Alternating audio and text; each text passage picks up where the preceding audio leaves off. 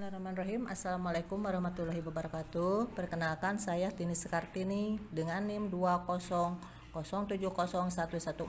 Pada kesempatan ini akan mempresentasikan tugas mata kuliah perlindungan dan pemberdayaan hak anak dengan judul Hak Anak atas Kesehatan Dasar dan Kesejahteraan dengan dosen pengampu Bunda Chandra Asiwindarsi SH MPD.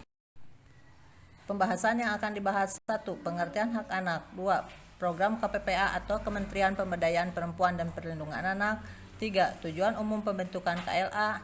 4. Kota layak anak berbasis kesehatan. 5.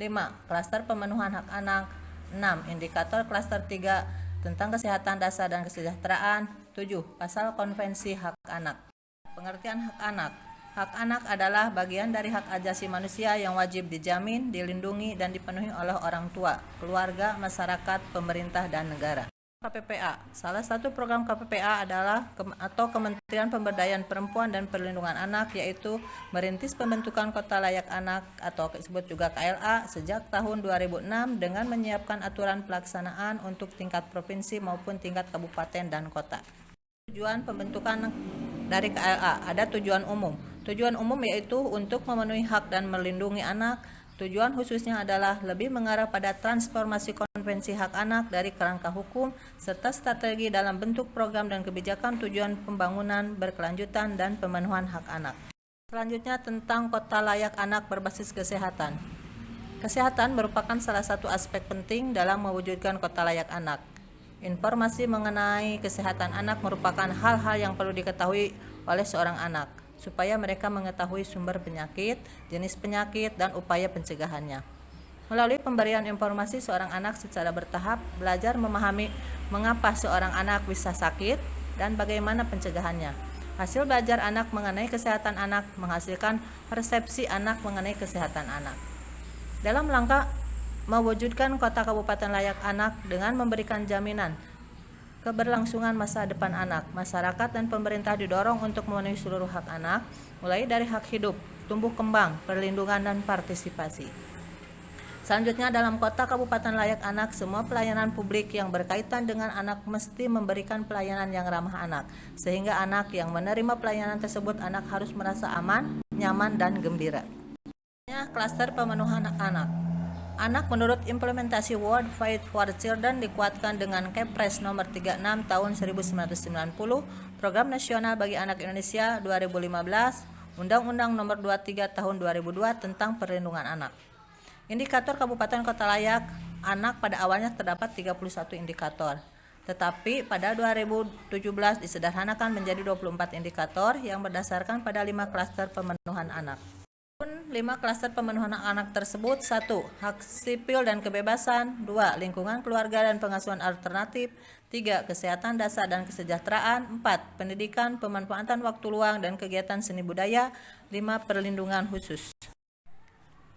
Adapun klaster 3 tentang kesehatan dasar dan kesejahteraan, hasil evaluasi Kota Layak Anak Kota Semarang memiliki indikator sebagai berikut. 1. Presentasi persalinan di fasilitasi kesehatan. 2. Presentasi status gizi balita. 3. Presentasi cakupan pemberian makanan pada bayi dan anak atau disebut juga PMBA usia di bawah 2 tahun. 4. Persalinan fasilitas pelayanan kesehatan dengan pelayanan ramah anak. 5. Presentasi rumah tangga dengan akses air minum dan sanitasi yang layak.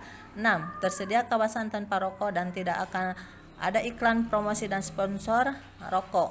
Kemudian ke-7, persalinan di fasilitas kesehatan. Ke-8, status gizi balita. Ke-9, pemberian makanan pada bayi anak atau PMBA di usia bawah 2 tahun. Kemudian yang 10, fasilitas kesehatan dengan pelayanan ramah anak.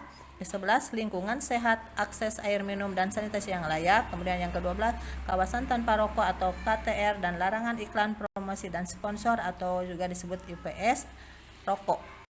Pasal mengenai konvensi hak anak, yaitu konvensi hak anak berdasarkan klaster kesehatan dan kesejahteraan dasar terdapat pada pasal hak hidup dan kelangsungan hidup pasal 6, hak atas pelayanan dan perawatan kesejahteraan dasar pasal 18 ayat 3, hak anak-anak difabel atau anak-anak cacat pada pasal 23, hak atas kesehatan pasal 24, hak atas jaminan sosial pasal 26, dan standar kesejahteraan pasal 27 ayat 1 sampai 3.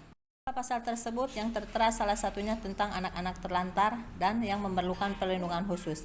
Anak mempunyai hak atas standar kesehatan tertinggi yang bisa diberikan seperti pencegahan penyakit, imunisasi lengkap, menghindari kurang gizi, pengurangan angka kematian bayi, layanan kesehatan posyandu, puskesmas termasuk asuransi kesehatan atau BPJS, dan KIS Kartu Indonesia Sehat. Anak cacat atau difabel berhak atas layanan kesehatan khusus anak agar mereka bisa mempersamakan diri dengan anak yang normal. Konvensi Hak Anak pada pasal 24 yang berbunyi tiap anak berhak mendapatkan standar kesehatan dan perawatan medis yang terbaik, air bersih, makanan bergizi, dan lingkungan tinggal yang bersih dan aman. Dengan kasus yang saya pilih, salah satu masalah perlindungan hak anak yaitu tentang kesehatan dasar dan kesejahteraan anak melalui perlindungan anak dari makanan dan minuman yang sehat dari jajanan waktu istirahat. Dampak dan solusi yang dialami anak akibat dari makanan dan minuman yang tidak sehat yaitu anak mengalami sakit perut, 2. Anak mengalami batuk-batuk, 3. Anak mengalami muntah-muntah. Saya dapat sampaikan kepada orang tua yaitu dengan cara memberikan pengertian kepada anak dan orang tuanya kalau jajan, anak tolong diperhatikan, tidak boleh asal jajan tapi harus diperhatikan dulu makanan tersebut layak dikonsumsi atau tidak, baik atau tidak untuk kesehatan, dan diberitahu ciri-ciri jajanan tersebut. 1.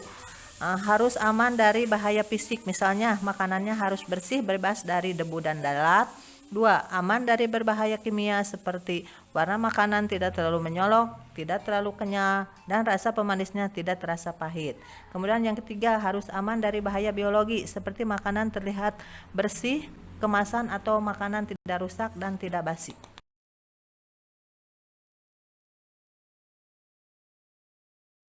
Presentasi dari saya, mohon maaf bila banyak kekurangan, dan terima kasih.